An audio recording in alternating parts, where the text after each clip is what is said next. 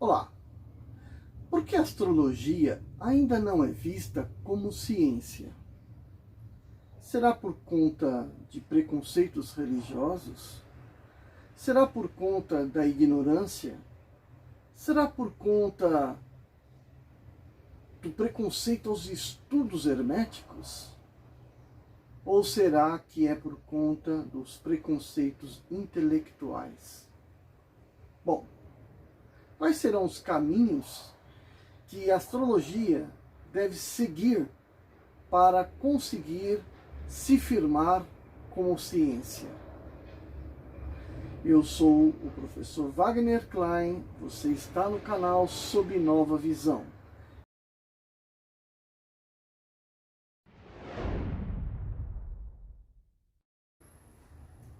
Se você está chegando aqui pela primeira vez, peço que se inscreva aqui no canal Sob Nova Visão. Facinho, é só se inscrever aqui. E faça parte dessa comunidade que eu estou começando a construir, que pretende estudar, discutir, debater assuntos esotéricos, mas sob uma nova visão, sob a construção um pouco mais científica, menos mística, menos religiosa possível, para que a gente consiga, né, dar um conteúdo de maior qualidade para esses assuntos, tá bom? Ative o sininho, faça seu comentário, isso vai ser muito importante para que eu possa, deixa seu like, né, para que eu possa fazer com que esse canal vá crescendo e você, né, faça parte desse grupo, ok? Bom, vamos para a discussão de hoje. Do ponto de vista científico, é necessário que surjam teorias, ou melhor, né, surjam hipóteses que possam ser postas à prova, né, ou seja, que se construam, que seja possível construir experimentos que possam verificar, dar um caráter mais realista, né, a essa hipótese, e aí, portanto, feito isso, que possa se desenvolver as teorias matemáticas que irão, então, a partir delas, né, dar, então, a estrutura de conhecimento científico. Esse é o método científico, né? Então, a partir do momento que se deu uma estruturação científica, se fez ciência, né? E por que a astrologia ainda não segue esse caminho, né? Porque um estudo tão antigo, milenar, né, e até agora ele se baseia principalmente na estatística, né? Então se estuda, se verifica tal, e quando se analisa alguma coisa, a gente acaba caindo quase que especificamente na estatística. Quando se fala de astrologia, está se verificando como que os astros se relacionam com o comportamento das pessoas, com o comportamento, né, da sociedade ao longo de várias épocas, também tem relação com os fenômenos naturais, enfim, dá para se aplicar a astrologia em praticamente tudo. Eu gosto, inclusive, de não só analisar dessa forma, como também mergulhar mais ainda nos conceitos esotéricos, nos quais a astrologia estaria completamente envolvida com o karma, né? Então, para que possamos começar a considerar a astrologia uma ciência, faça necessário limpar a mente, né? Limpar a mente da gente de todos os preconceitos, né? Então tem os preconceitos religiosos e preconceitos intelectuais. Ora, os preconceitos religiosos é muito simples da gente identificar, né? E é muito fácil que a gente comece, a partir do momento que se identifique, é muito fácil a gente falar, então para de pensar desse jeito, vamos pensar do outro jeito, né? Vamos dar a oportunidade da coisa ser diferente. Mas quando se fala de preconceitos intelectuais, é muito difícil, porque você já está naquela área, no terreno da intelectualidade, da razão, e aí, portanto, separar, né, aqueles preconceitos criados do tipo assim, ah não, isso é bobagem, ah não, astrologia é ficção. E quanto mais as pessoas às vezes, né, quanto mais as pessoas aprendem, acabam tendo um maior preconceito com a astrologia. Talvez esse seja o grande impasse que os astrólogos vão encontrando aí para poder criar ciência com a astrologia, tá? Então vamos esclarecer um pouquinho mais o que eu estou falando aqui. Normalmente as pessoas, quando a gente fala de astros, imaginam o quê? Umas bolinhas brilhantes no céu e para por aí, né? Muita gente não consegue diferenciar o planeta Vênus de qualquer outro corpo celeste, excluindo, obviamente, o Sol e a Lua. Então, identificar quem é Vênus não consegue, muito menos então Saturno, Marte, né? Júpiter também, né? Acaba não conseguindo diferenciar isso. Então, isso já é um impasse. Outro, a vida longe, né, de um céu limpo também torna a coisa difícil, né? As pessoas têm que olhar os planetas, têm que ter um mínimo de um contato astronômico, né, para poder daí, né, começar a pensar de forma da astrologia. Inclusive tem gente que acha que planetas a gente só consegue enxergar se tiver com um telescópio. Às vezes até aprendeu lá que os gregos falavam dos planetas, dos signos, mas não consegue associar que você consegue enxergar os planetas a olho nu. Tá? Então, para muita gente, a astrologia é uma coisa muito distante da nossa realidade. E aí é que também, né, aí também é um dos motivos que dificulta as pessoas de fazer uma aproximação com esses conceitos. Por outro lado, a garotada que está na escola, que tem lá seus professores de geografia, de física, né, de ciências, que estão lá voltados para ensinar a astronomia, né? E então, como eu sempre fiz, né, já vão apresentar para os alunos alguma coisa e os alunos, a partir daí, e vendo, né, pela internet diversos vídeos, diversos canais que estão discutindo astronomia, já começam a se familiarizar um pouco mais com a coisa, né? E então o que acontece?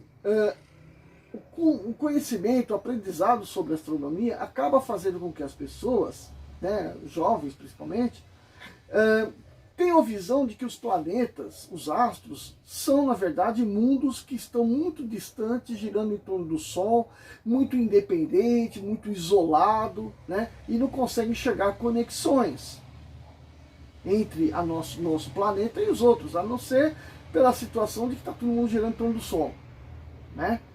E isso realmente acaba limitando, né? Limitando também aprendizado sobre astrologia. Bom, outra coisa é a gente falar dos movimentos dos planetas, descoberto por Kepler, né? Sobre a visão de Newton, no qual existe uma atração gravitacional entre o Sol e os planetas, e portanto faz com que eles girem em torno do Sol, né? Essa atração gravitacional. Ou também pensar por Einstein, que diz que onde existe massa, existe uma deformação no espaço-tempo, tá? Ou seja, o espaço ao redor da massa se deforma conforme a quantidade de massa que estiver ali alocada naquele espaço, né? Quanto maior a massa, maior a deformação. Mas não importa, esse tipo de assunto deixo lá para o meu canal Professor Klein Física, né? Aqui a questão é discutir um pouco mais além da física. A gente viajar um pouquinho mais nas nossas ideias, tá? Na nossa imaginação. Bom, imagine então agora, de acordo com o raciocínio de Einstein, a deformação do espaço, imagine o planeta que está circundando lá o Sol na sua trajetória, na sua órbita. Ora, a presença dele naquela órbita dará uma deformação. Tudo bem. Vai proporcional à massa dele, claro. Mas essa deformação não fica só ali. Ele vai percorrer a sua órbita. E vai percorrer sua órbita e já está aí há 4 bilhões de anos girando em torno do Sol. Então ele deve provocar nesse espaço ondinhas, chamadas ondas gravitacionais, por conta do seu movimento. Ok? Bom, então para onde que vão essas ondas? Para todo o espaço ao seu redor. Semelhante a imaginar um barco a motor, né, na superfície do lago e tal, passando assim pela água, fazendo aquelas ondinhas. É a mesma coisa, uma ideia semelhante a essa, o planeta fazendo ondulações no espaço-tempo, né? Não é no éter, não, é no espaço-tempo. E, por exemplo, as ondas gravitacionais recém-descobertas é uma comprovação disso, né? Mas ali já está em cima da questão de buracos negros bastante pesados, girando em torno de um ponto, orbitando um em torno do outro, girando em torno de um ponto, eles provocando aí diversas ondas de gravidade, né? Ondas gravitacionais que se espalham pelo espaço. Mas não precisamos ir para fora do nosso sistema solar, né? A gente tem que estar pensando aqui no nosso sistema solar. Então, vamos pensar na partícula eletricamente carregada. O que quer dizer isso?